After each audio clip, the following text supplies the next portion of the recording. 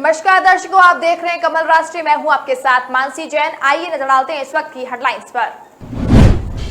बिहार में नीतीश कुमार की अगुवाई वाली महागठबंधन सरकार का हुआ आज कैबिनेट विस्तार। 31 नए मंत्रियों को दिलाई गई शपथ।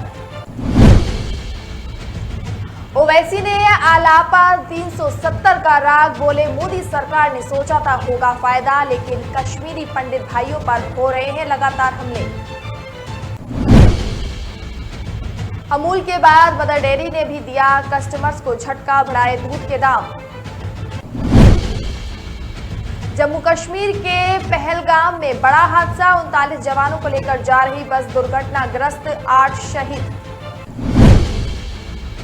केजरीवाल ने दिया देश को नंबर 1 बनाने का मूल मंत्र, कहा मुफ्त शिक्षा, स्वास्थ्य सेवाओं को फ्री भी कहना बंद करें।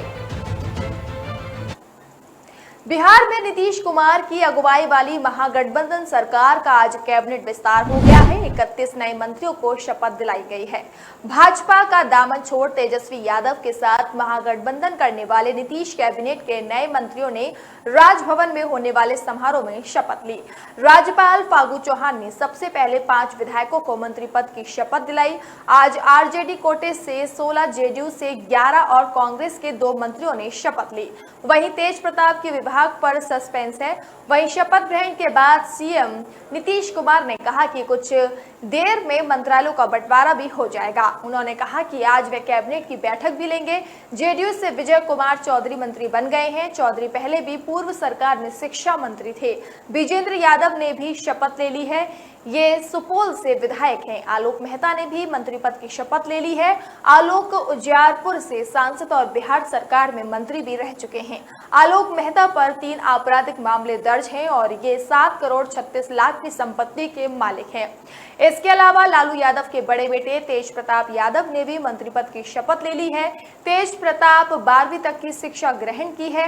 इसके अलावा उनके पास 2 करोड़ 83 लाख की संपत्ति है। कांग्रेस से आफाक आलम मंत्री बन गए हैं। आफाक पुणे जिले के कस्बा सीट से विधायक है। इनके पास करीब 9 लाख की चल अचल संपत्ति है। वह कस्बा सीट से 4 बार विधायक रह चुके हैं।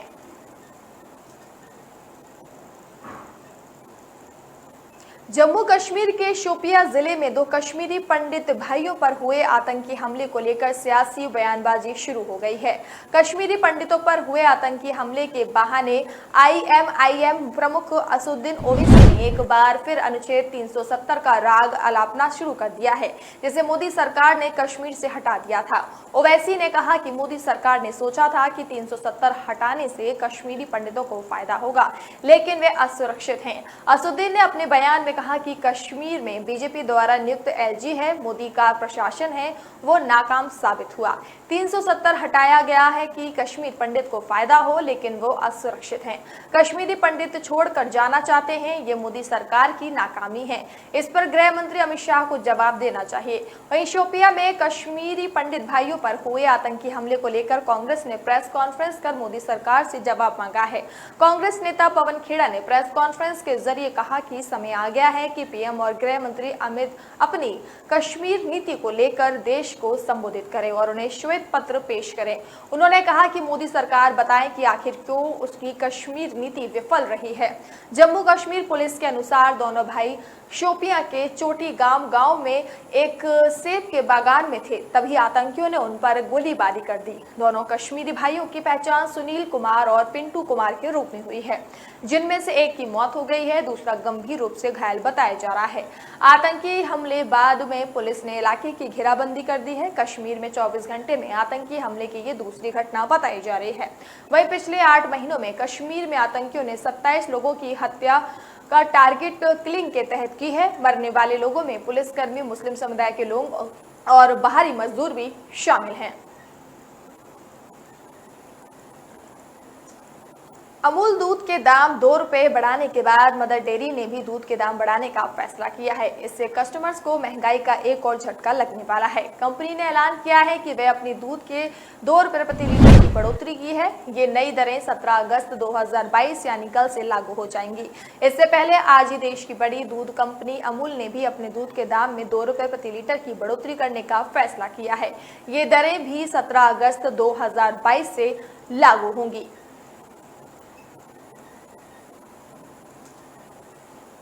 जम्मू और कश्मीर के पहलगाम में आज बड़ा हादसा हुआ है। यहां भारत तिब्बत सीमा पुलिस के जवानों को ले जा रही अनंतनाग में चंदनवाड़ी के पास एक बस गहरी खाई में गिर गई। इस एक्सीडेंट में आईटीबीपी के 8 जवानों शहीद हो गए, जबकि 27 जवानों की हालत गंभीर है। आईटीबीपी के जवानों को अमरनाथ यात्रा में तैनात किया गया था। बता दें कि बस 39 जवानों को लेकर जा रही थी, जिसमें आईटीबीपी के 37 और जम्मू कश्मीर पुलिस के 2 जवान शामिल थे। बताया जा रहा है कि बस का ब्रेक फेल हो जाने के बाद अनियंत्रित हो गई और गहरी खाई में जा गिरी। सभी जवान चंदनवाड़ी से पहलगाम की ओर जा रहे थे। इस हादसे में बड़ी संख्या में जवानों के हताहत होने की आशंका है।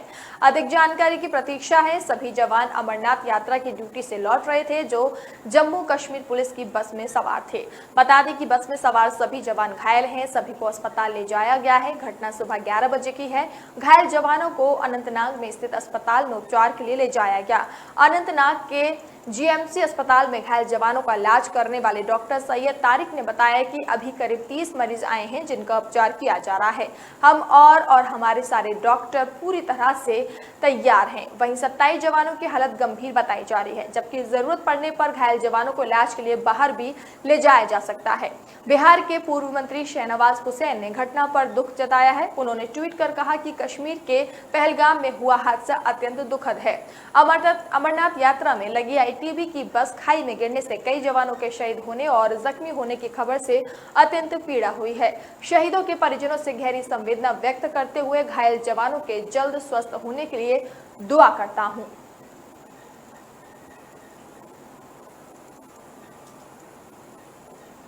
दिल्ली के मुख्यमंत्री अरविंद केजरीवाल ने मंगलवार को एक प्रेस कॉन्फ्रेंस की, जिसमें उन्होंने कहा कि मेरी जिंदगी का एक सपना है। मैं जीते जी भारत को दुनिया का नंबर 1 देश देखना चाहता हूं।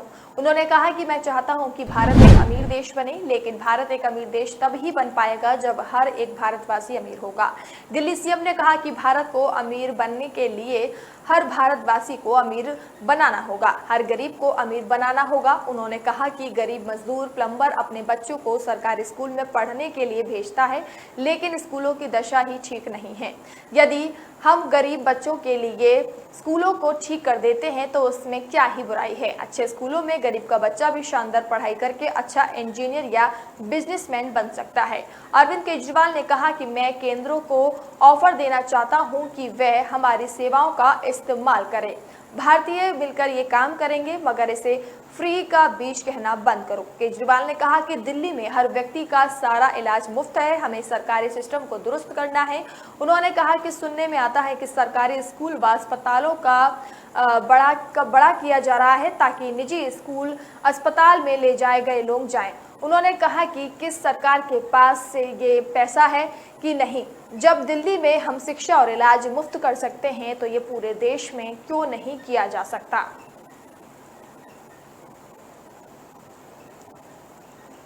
फिलहाल वक्त तो चला एक छोटे से ब्रेक का। ब्रेक के बाद जल्द हाजिर होंगे।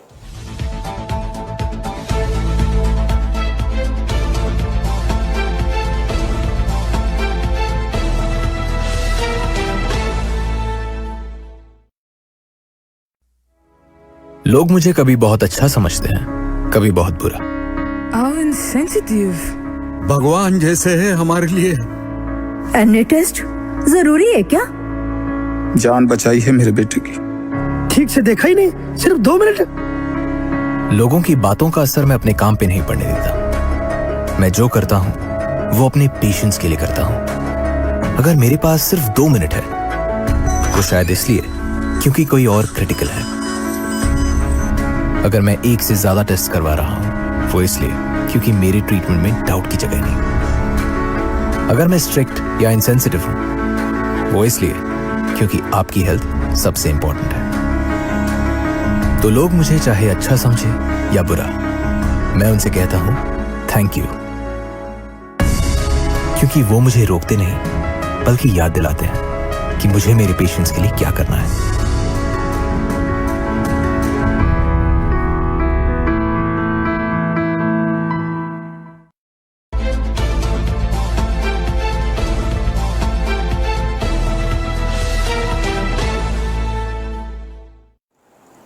ब्रेक के बाद एक बार फिर से आप सभी का स्वागत है। राजस्थान सरकार चिकित्सा क्षेत्र में लोगों के एक के बाद एक बड़ी राहत देती जा रही है।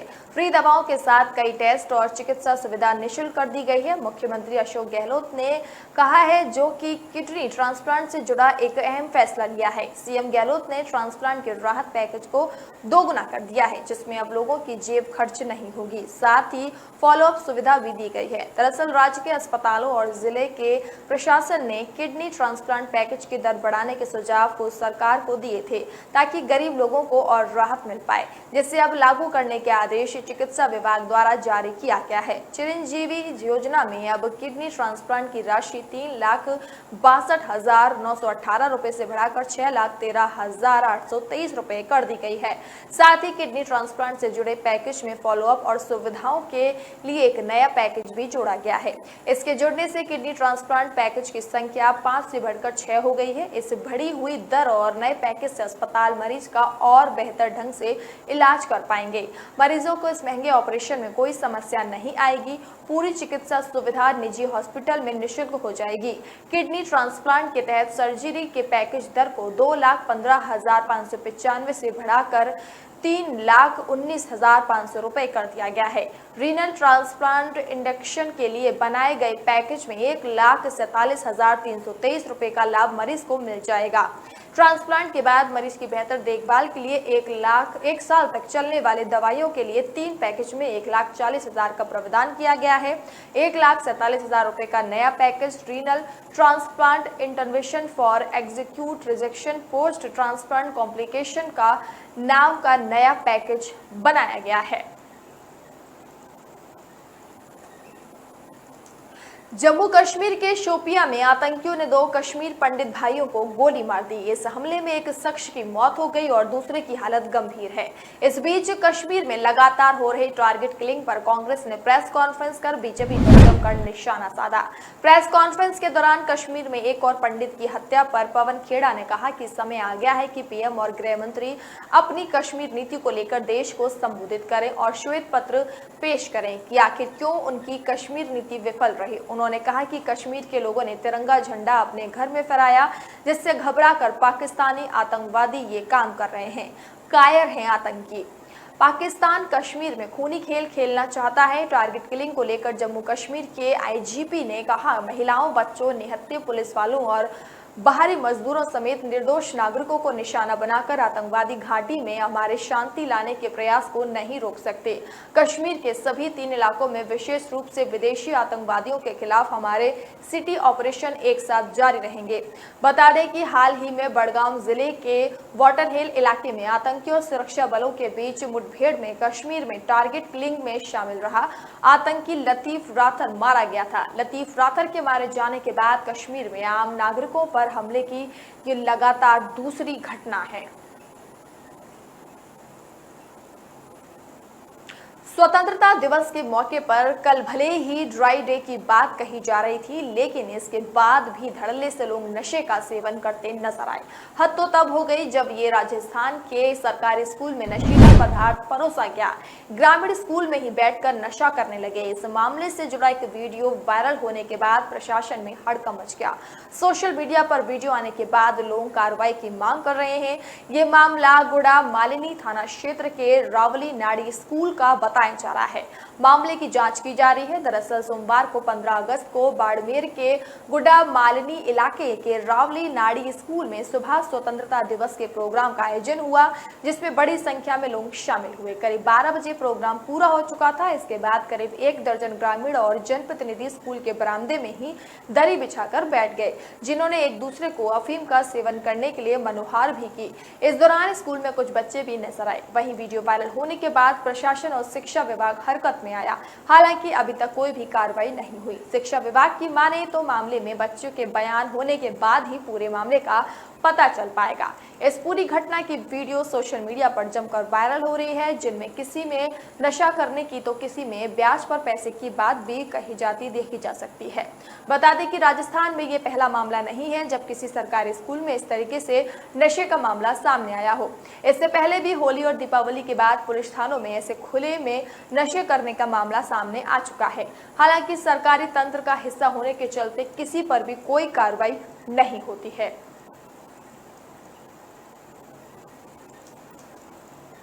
बिहार में महागठबंधन की नई सरकार बन चुकी है और मंगलवार को मंत्रिमंडल का भी विस्तार हो गया है। इसके पहले नीतीश कुमार ने मुख्यमंत्री और तेजस्वी यादव ने उप मुख्यमंत्री पद की शपथ ली थी। मंगलवार को आरजेडी से 16, जेडीयू से 11, कांग्रेस से 2, हम से 1 और निर्दलीय से 1 विधायक सुमित कुमार सिंह ने मंत्री पद की शपथ ली। शपथ लेने के बाद जेडीयू संसदीय बोर्ड के अध्यक्ष उपेंद्र कुशवाहा ने नए मंत्रियों को गुरु मंत्र दिया। मंगलवार को उपेंद्र कुशवाहा ने ट्वीट किया और कहा, बिहार सरकार के मंत्री के रूप में शपथ लेने वाले सभी माननीय को हार्दिक बधाई। कामना है कि सरकार में शामिल सभी मंत्री बेहतर आपसी समन्वय के साथ श्री नीतीश कुमार जी के नेतृत्व को पूरी ताकत देंगे। साथ ही बिहार में पूर्ण अमन चैन को बनाए रखते हुए विकास को नई ऊंचाइयों तक पहुंचाएंगे। ख्याल रहे, सिर्फ बिहार ही नहीं पूरे देश के लोगों की नजर हमारे ऊपर है। बता दें कि उपेंद्र कुशवाहा को भी जेडीयू कोटे से मंत्री बनाए जाने की चर्चा थी। कयास लगाया जा रहा था कि उन्हें भी कोई विभाग दिया जा सकता है। हालांकि अंत में जो लिस्ट आई उसमें कहीं उपेंद्र कुशवाहा का नाम नहीं था। इस बीच वो शपथ ग्रहण कार्यक्रम में भी नहीं पहुंचे। कहा जा रहा है कि वो महाराष्ट्र गए हैं। इधर ये भी खबर है कि उपेंद्र कुशवाहा को कोई बड़ी जिम्मेदारी भी दी जा सकती है। हालांकि इसको लेकर अभी जेडीयू की ओर से कोई बयान नहीं आया है।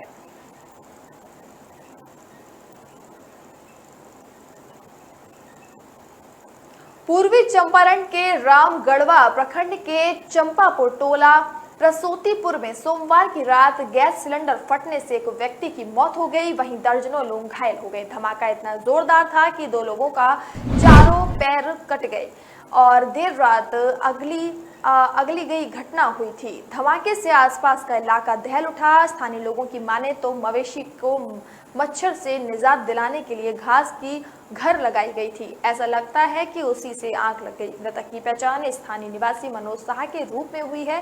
सदर अस्पताल में उसकी मौत हो गई। धीरज कुमार का सदर अस्पताल में इलाज हो रहा है। इसके अलावा मुन्ना कुमार, मनीष कुमार, राजन कुमार, रोशन कुमार, भगवान कुमार, आकाश कुमार, विकास कुमार घायल हुए हैं। इन सभी घायलों का इलाज रक्सौल के अलग अलग अस्पताल में चल रहा है। घटना के बाद से पूरे गांव में चीख पुकार मची हुई है। लोगों का कहना है कि रात के करीब 2:17 पर यह हादसा हुआ। रामशराय साह के घर में आग लगी और उसके बाद ये घटना हो गई। घर वालों में से कोई इस हादसे में घायल नहीं हुआ है। अगलगी की घटना की सूचना पर स्थानीय लोग पहुंचकर आग बुझाने में जुट गए। जब तक स्थानीय लोग आग बुझा पाते उससे पहले ही घर में रखा सिलेंडर फट गया। इस दौरान आग बुझा रहे लोग इसकी चपेट में आ गए। अगलगी की सूचना स्थानीय लोगों ने फायर ब्रिगेड को भी दी थी। मौके पर फायर ब्रिगेड की गाड़ी पहुंची, जिसके बाद आग पर काबू पाया गया। इधर घटना के बाद मृतक के घर में कोहराम मच गया है। फिलहाल अभी वक्त तो चला एक ब्रेक का। ब्रेक के बाद जल्द हाजिर होंगे।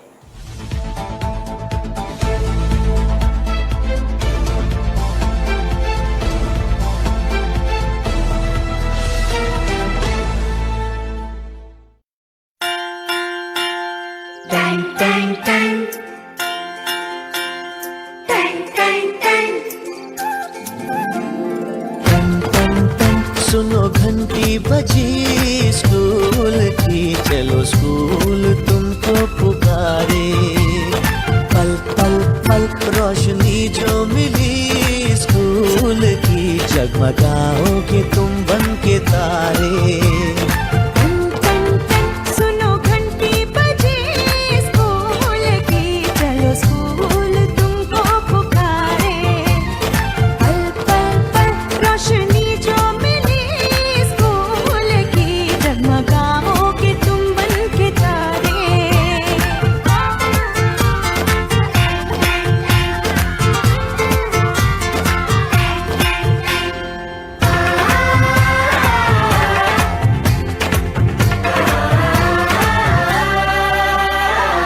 कॉपी और किताबें सारी।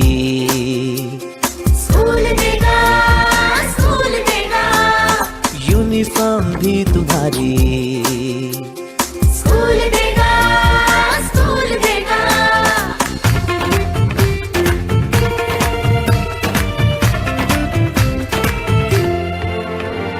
स्कूल अब घर से दूर नहीं है, कम हो गए फासले, पहुंचोगे स्कूल के गेट पर तुम।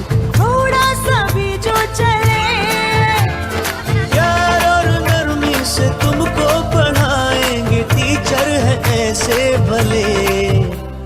सच सच सच रीत अब है यही स्कूल की, कभी टीचर न बच्चों को मारे। सुनो घंटी बजी स्कूल की, चलो स्कूल तुमको पुकारे।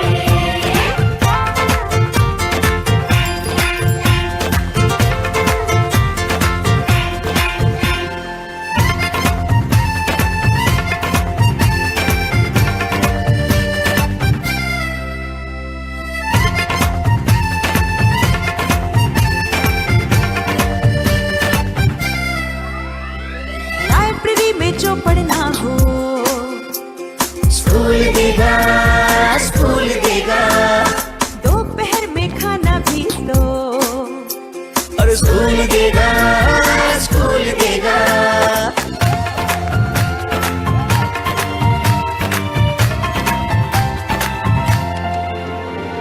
पढ़ना भी है और है खेलना भी है, दोनों बातें यहाँ। ध्यान उनका भी पूरा रखा गया है, ये जान ले लड़कियां। वो जो पढ़ेंगी, जो आगे बढ़ेंगी, तो बदलेगा हिंदुस्तान। घर घर घर शिक्षा जब पहुंचेगी, स्कूल की शक्ति पाएंगे निर्बल भी सारे। टन टन टन सुनो घंटी बजी स्कूल की, चलो स्कूल तुमको पुकारे। चलो स्कूल तुमको पुकारे। चलो स्कूल तुमको पुकारे। चलो स्कूल तुमको पुकारे। शिक्षा मेरा अधिकार है।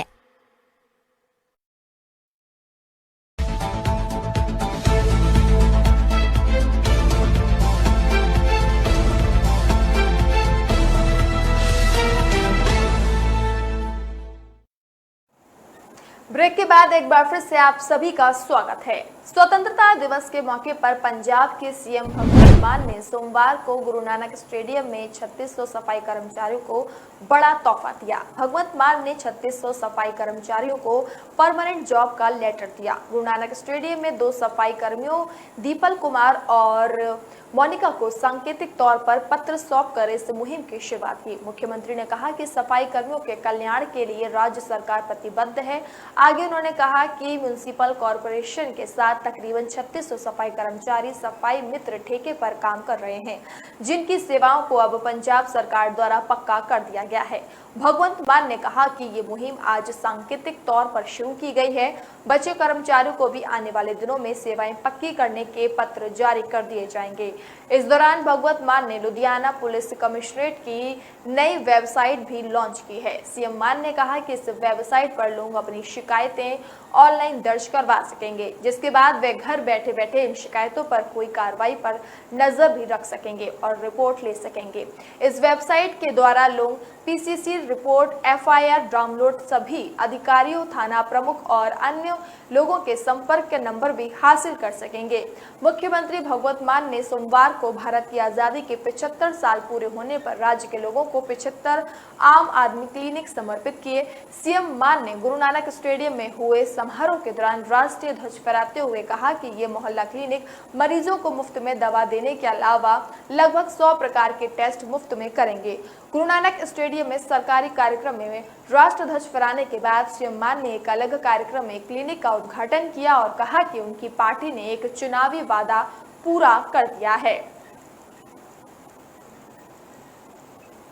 यूपी के कानपुर में बैंक लॉकर से सोने के गहने और कीमती सामान गायब होने से हड़कंप मचा हुआ है। लोग अपने खून पसीने की कमाई को बैंक में लॉकर लेकर इसलिए रखते हैं ताकि वह सुरक्षित रहे, लेकिन कानपुर में बैंक लॉकर से ही कई लोगों का सामान गायब हो गया है। परेशान ग्राहकों ने इस मामले को लेकर पुलिस कमिश्नर से मुलाकात की और इस मामले की जांच की गुहार लगाई। दरअसल कानपुर में जिस तरह से बैंक लॉकर में चोरी की घटनाएं हो रही हैं, उससे बैंक ग्राहक बेहद ही परेशान हैं। लोग अपने कीमती सामान को सुरक्षित रखने के लिए बैंक में लॉकर लेते हैं। इसके लिए वो बैंक को किराए तक देते हैं ताकि उनके जीवन भर की खून पसीने की कमाई सुरक्षित रह सके, लेकिन इन लॉकरों पर भी किसी की बुरी नजर लगी हुई है। अप्रैल के महीने में ही यहाँ के सेंट्रल बैंक ऑफ इंडिया की ब्रांच के 11 लॉकरों से सोने चांदी का सामान गायब हो गया, जिसे जैसे तैसे प्रबंधन ने मुआवजा देकर निपटाने की कोशिश की। बैंक लॉकर में चोरी की इतनी घटनाएं सामने आने के बावजूद भी इन चोरियों पर लगाम नहीं कसी जा सकी है। अभी भी लॉकर से गहने गायब होने की घटनाएं हो रही हैं, जिससे परेशान होकर 3 पीड़ितों ने पुलिस कमिश्नर बीपी जोगदंड से उनके कार्यालय में मुलाकात की और उन्हें अपना दर्द बयां किया। इन ग्राहकों ने इस मामले पर बैंक प्रबंधन की उदासीनता और गैर जिम्मेदार रवैये की शिकायत की। पुलिस कमिश्नर ने उनकी परेशानी को पूरी गंभीरता से सुना और सख्त कार्रवाई के निर्देश दिए। पुलिस कमिश्नर से मुलाकात करने वाले इन तीनों ग्राहकों के नाम अजय गुप्ता, राजेश मिश्रा और रमेश खन्ना है। ये भले ही अलग अलग लोग हों, लेकिन इनकी समस्या एक जैसी है। बैंकों पर भरोसा करके इन्होंने अलग अलग बैंकों में लॉकर किराए पर लिया। किराए पर लिए गए लॉकर में इन लोगों ने अपने जीवन भर की पूंजी जमा कर दी, लेकिन जब इन्हें जरूरत पड़ी तो इनकी लॉकर में रखी जमा पूंजी उन्हें गायब मिली। राजस्थान के जालोर में दलित छात्र की मौत का मामला तूल पकड़ता जा रहा है। वहीं अब इस मामले को लेकर जयपुर में भीम आर्मी के 4 सदस्य मंगलवार को पानी की एक टंकी पर चढ़ गए। पुलिस के मुताबिक ये चारों युवक जालोर के दलित छात्र की मौत मामले में पीड़ित परिवार को 50 लाख रुपए का मुआवजा देने की मांग कर रहे हैं। दरअसल जालोर में एक निजी स्कूल के शिक्षक द्वारा पिटाई करने के बाद छात्र की मौत के मामले में सत्तारूढ़ कांग्रेस के एक विधायक ने अपना इस्तीफा मुख्यमंत्री अशोक गहलोत को भेजा। ज्योति नगर की थानाधिकारी सरोज ध्याल ने बताया कि हम भीम आर्मी के सदस्यों को पानी की टंकी से नीचे उतारने के लिए मनाने की कोशिश कर रहे हैं। वे फोन के माध्यम से संपर्क में हैं। वे चाहते हैं कि उनकी मुख्यमंत्री से बात करवाई जाए। घायल के मुताबिक ये लोग पीड़ित परिवार के लिए 50 लाख रुपए के मुआवजे की मांग कर रहे हैं। उन्होंने बताया कि नागरिक सुरक्षा की एक टीम भी मौके पर मौजूद है। 9 वर्षीय दलित छात्र इंद्र कुमार को 20 जुलाई को स्कूल में मटके को छूने के आरोप में एक शिक्षक ने पीटा था। उसकी शनिवार को अहमदाबाद के एक अस्पताल में उपचार के दौरान मौत हो गई थी। वहीं आरोपी शिक्षक शैल सिंह को गिरफ्तार कर लिया गया। छात्र की मौत के बाद राजस्थान सरकार ने पीड़ित परिवार के सदस्यों के लिए 5 लाख रुपए की मुआवजा राशि का ऐलान किया है, लेकिन भीम आर्मी के समर्थकों की मांग है कि इसे बढ़ाकर 50 लाख रुपए किया जाए। इस साल के अंत में होने वाले विधानसभा चुनावों से पहले गुजरात में मुख्य विपक्षी दल कांग्रेस को अपनी ही पार्टी के नेताओं की नाराजगी का सामना करना पड़ रहा है। सौराष्ट्र के कम से कम 6 विधायकों ने पार्टी को छोड़ने का फैसला किया। गुजरात प्रदेश कांग्रेस कमेटी के एक पूर्व अध्यक्ष ने ईटी को बताया कि इन विधायकों ने चुनाव के लिए गंभीर वित्तीय सहायता मांगी थी। उन्होंने कहा कांग्रेस फिलहाल उनकी मांग को पूरा करने की स्थिति में नहीं और अब वह पार्टी छोड़ने के लिए तैयार हैं। ईटी की रिपोर्ट के अनुसार सूत्रों ने बताया कि भावेश कटारा, चिराग कलगरिया, ललित वसोया, संजय सोलंकी, महेश पटेल और हर्ष रिबाडिया पहले ही बीजेपी के प्रदेश अध्यक्ष CR पाटिल से मिल चुके हैं और उनके जल्द ही बीजेपी में शामिल होने की संभावना है। 6 में से 4 पाटीदार होने के कारण कांग्रेस का इस्तीफा काफी हद तक प्रभावित होगा। हार्दिक पटेल के पूर्व करीबी ललित वसोया पाटीदार आंदोलन से सुर्खियों में आए थे और कांग्रेस के सबसे मुखर और आक्रामक विधायकों में से एक थे और सौराष्ट्र में जमीनी स्तर पर समर्थन हासिल करते थे। कांग्रेस के वरिष्ठ नेताओं ने नाम न छापने की शर्त पर कहा कि धन की कमी पार्टी को विभिन्न स्तरों पर मुश्किल में डाल रही है। इस बीच AICC गुजरात प्रभारी अशोक गहलोत मंगलवार को गुजरात का दौरा करेंगे। सीएम गहलोत मंगलवार को सूरत और राजकोट में पार्टी के दक्षिण सौराष्ट्र क्षेत्र के नेताओं से मिले हैं और बुधवार को वडोदरा और अहमदाबाद में मध्य और उत्तर क्षेत्र के नेताओं के साथ बैठक भी करेंगे।